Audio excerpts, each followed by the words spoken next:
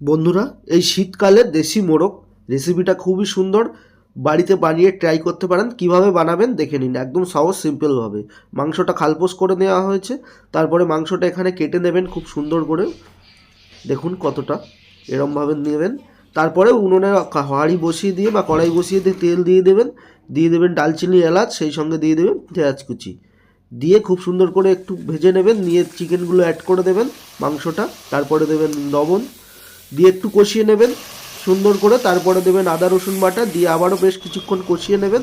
তারপরে দেবেন হলুদ গুঁড়ো, সিম্পল ঘরোয়া পদ্ধতি একদম, দিয়ে এইভাবে রান্নাটা করবেন।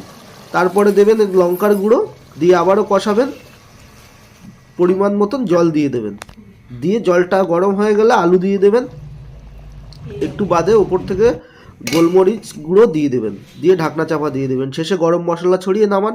দিয়ে গরম ভাত দিয়ে খেলে জমে